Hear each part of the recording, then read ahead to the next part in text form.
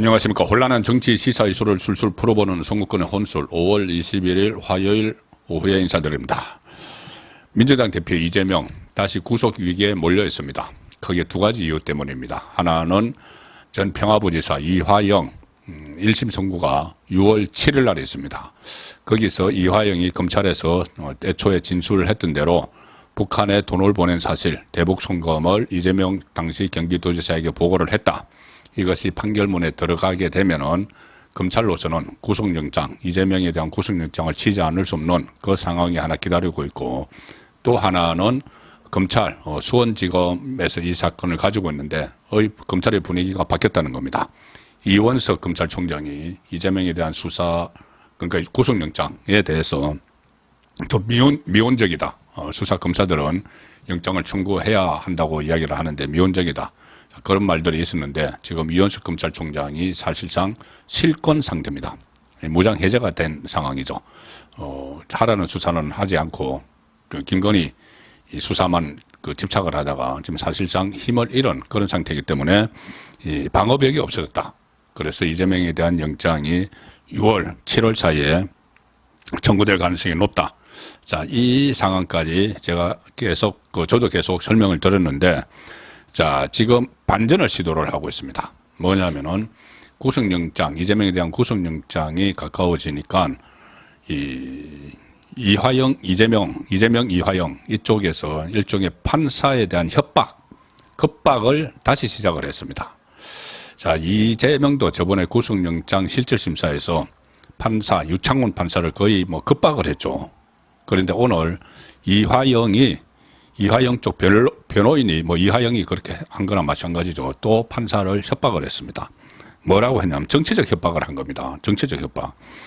오늘 수원지법 형사11부에서 이화영에 대한 보석 여부를 판단하기 위한 신문 절차를 진행을 했는데 보석 신청을 했습니다. 건강이 안 좋다고. 이 보석 심리에서 이 변호인이 이렇게 이야기했습니다. 이화영에 대한 유죄 판결은 향후 이재명 더불어민주당 대표에 대한 유죄를 추정하는 유력한 재판 문서로 작용할 것이다. 자, 이화영에 대한 판결문이 이재명의 판결에 영향을 미치는 건 당연하죠. 공범관계니까. 그리고 영장 청구에도 이용이 될 수가 있는데 지금 이 점을 가지고 이화영 쪽에서 이것을 정치적인 사건으로 다시 연결을 시키고 있습니다. 이화영에게 유죄를 선고를 하면 이재명도 유죄가 될 텐데 그거 당연하죠. 그런데 이재명은 다음 대통령 선거에 나설 사람이다. 함부로 하지 마라. 이런 이야기입니다. 김현철 변호사, 이화영 쪽 변호사인데 이렇게 이야기를 합니다. 재판정에서 오늘 수원지법 재판정에서 이 사건은, 그러니까 이화영 사건은 판결 결과가 향후 정치 권력에 영향을 주는 정치적 사건이다. 압박을 막 하는 거죠. 재판부를. 이른바 대북 송금 사건은 피고인 이화영의 공소사실 기재상 현재 야당 대표를 강조를 하죠. 현재 야당 대표 이재명이 공범으로 적시가 되어 있고 이재명 대표는 향후 대통령 선거에 출마할 것으로 충분히 예견된다. 그러면서 피고인 이화영에 대한 유죄 판결은 불가피하게 향후 이재명에 대한 유죄를 추정하는 유력한 재판 문서로 작용할 것이다. 자, 이화영은 1심에서 구형에서 15년을 받았죠. 검찰 구형에서 15년형을 받았고 6월 7일 날 이제 1심 판결이 나는데 1심 판결에서 재판부가 대북 송금 이 부분에 대해서 이재명에게 보고를 했다. 이재명도 다 인지를 하고 있었다. 그러면 이것은 이재명이 공범이기 때문에 당연히 이재명 재판에서 영향을 미치게 되죠. 그런데 이재명 재판에 앞서서 구속영장 청구의 토대가 되기 때문에 그 부분에 대해서 지금 조심해서 다뤄라. 다음 대통령 선거에 출마하실 분이다. 이렇게 협박을 하는 겁니다. 대통령의 출마할 인물 구속시킬 거냐? 이런 이야기죠. 피고인 이화영에 대한 유죄 판결은 불가피하게 향후 이재명에 대한 유죄를 추정하는 유력한 재판 문서로 작용할 것이다. 대통령 선거에 출마할 사람이다. 또 이런 말도 합니다.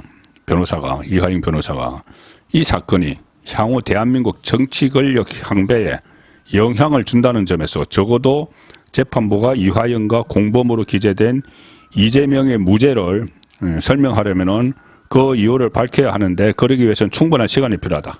시간 끌기에 나서는 것이죠. 6월 7일 날 1심 선고하지 말라는 이야기입니다. 왜? 대한민국 정치 권력 향배에 영향을 주기 때문에 신중하게 해라. 자, 대한민국 정치 권력 향배에 영향을 준다. 이거 이재명이 더 직설적으로 이야기한 게 있습니다. 그 부분은 잠시 후에 다시 설명을 드리겠습니다. 일단 이화영의 변호사는 주심 판사는 이 사건 기록을 전체를 통독하셨는지 의문이다.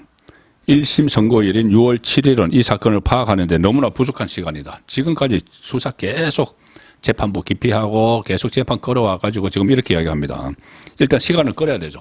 이재명의 모든 전략은 이 다음 대통령 선거가 있기 전에 뭐든지 확정 판결에 나오면 안 되죠. 구속돼도 안 되고. 그래서 그렇기 때문에 무조건 시간 끌기인데 여기 또 시간 끌기입니다. 이화영의 그 보석을 허가하고 선고 기일을 연기해야 한다. 또 너무나 긴 구속 기간 때문에 피고인의 건강이 안 좋다 하면서 설령 유죄 판결을 내리더라도 보석을 받아들여서 건강을 회복한 후 1심 판결을 받도록 선치해달라. 이게 이화영의 재판이 1심이 늦어지면은 이재명에 대한 구속영장 청구도 늦어지고 이재명에 대한 재판도 늦어지기 때문에 무조건 끌기 위해서 처음에는 이게 정치적 사건이기 때문에 1심을 천천히 내려달라. 그거 했다가 그리고 이것은 만약에 그 다음에 이게 꼭 유죄라고 생각을 한다면 유죄 판결을 내리더라도 지금 몸이 좋지 않으니까 이화영의 몸이 좋지 않으니까 뒤로 밀어달라. 1심 판결은. 어떻게든 시간을 끌어보려는 그 어두인데 검찰이 발끈했습니다. 당연하죠.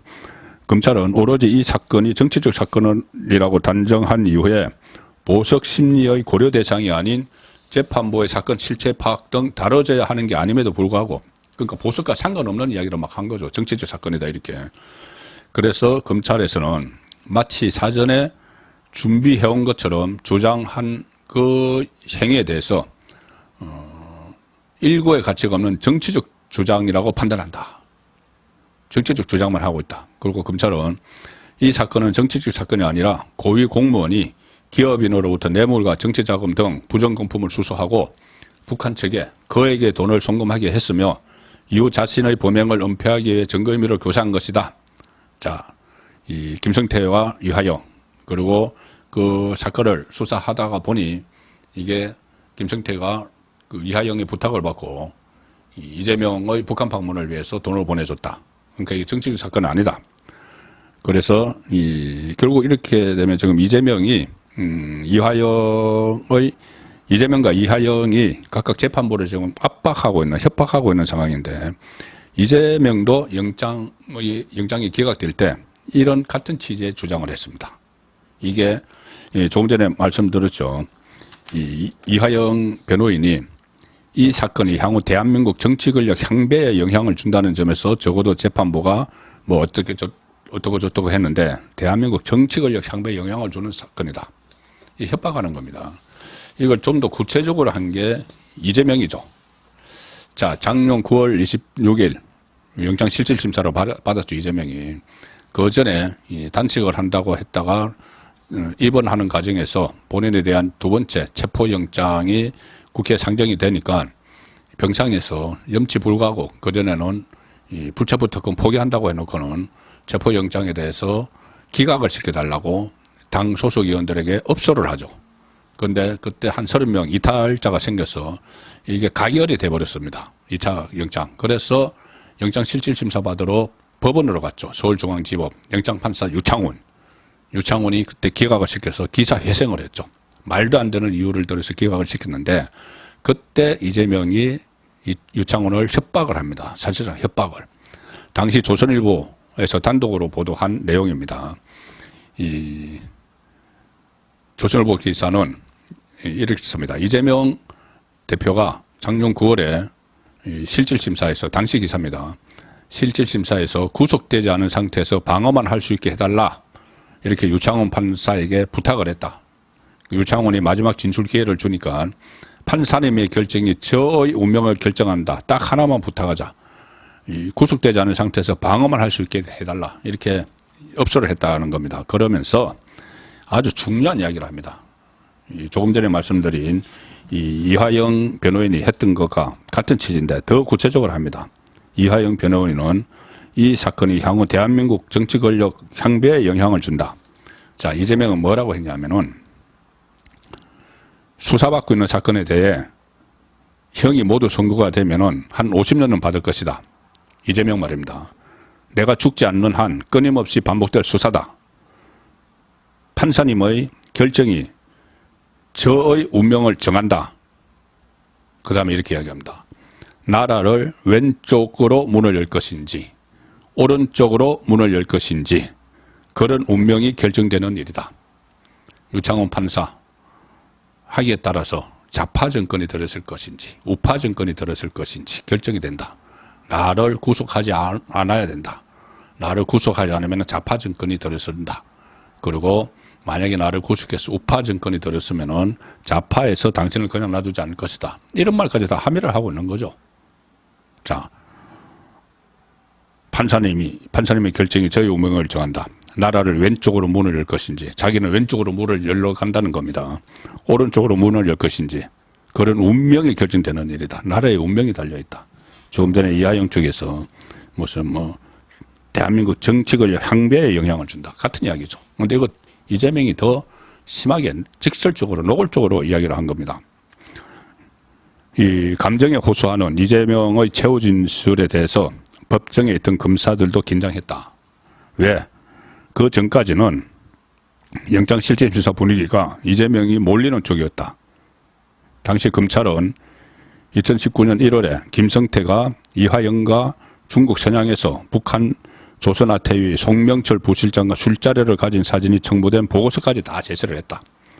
구속영장 실질심사를 하면서 검찰 쪽에서 그래도 이재명이 북한에 돈 보낸 거를 보고받은 사실이 없다 이렇게 버티니까 영장정당 판사 유창훈조차도 아니 그 사진을 보고 어떻게 보고를 안 받을 수가 있나, 그 보고를 안 받았다고 할 수가 있느냐, 당연히 보고를 받았겠지 이렇게. 그러니까는 이재명에게 불리하게 이야기를 했습니다. 무슨 보고를 안 받았다고 하냐, 이런 사진까지 다 나와 있는데. 그러니까 이재명이 말을 바꿨습니다. 보고를 안 받았다고 했다가 기억이 안 난다 이렇게 말을 바꿨는데도 영장을 기각했습니다. 자, 목맨 이재명 대표를 보고 판사가 기각하겠다는 생각을 더 굳힌 것 아니냐. 협박에 넘어갔다고도 볼 수 있죠. 협박에. 왼쪽 문을 열 것이냐 오른쪽 문을 열 것이냐. 만약에 입장을 바꿔서 그런 이야기를 듣는다면 상당히 섬뜩하겠죠. 지금 대통령 선거에 한번 출마를 했고 다음 대선에 나오려고 하는 사람이 나를 어떻게 하느냐에 따라서 우리나라 운명이 바뀐다. 왼쪽 문을 열 것인지 오른쪽 문을 열 것인지 당신이 결정해야 된다. 협박입니다. 그래서 결국은 이재명의 영장은 기각됐죠. 그런데 지금 상황이 또 진전이 되면서 두 번째 같은 대북 성공으로 영장이 청구될 위기에 처하니까 이번에는 이화영 쪽이 나선 겁니다. 이화영 쪽이 나서서 나에게 유죄를 내리면은 이재명도 유죄를 받게 되고, 그러면은 다음 대통령 선거에 나갈 사람인데 나라의 운명이 바뀌게 된다. 왼쪽 문을 계속 열어야 되는데 오른쪽 문을 열게 된다. 그러니 알아서 하라. 재판부에 대한 협박이 또 있었습니다. 과연 이 검찰의 영장 청구도 그렇고 법원의 판결도 그렇고 이재명의 거듭된 압박, 협박 속에서 정의를 바로 세울지 법대로 할지 계속 두 눈 부릅뜨고 지켜봐야 되는 상황으로 가고 있습니다. 선거권의 혼술이었습니다.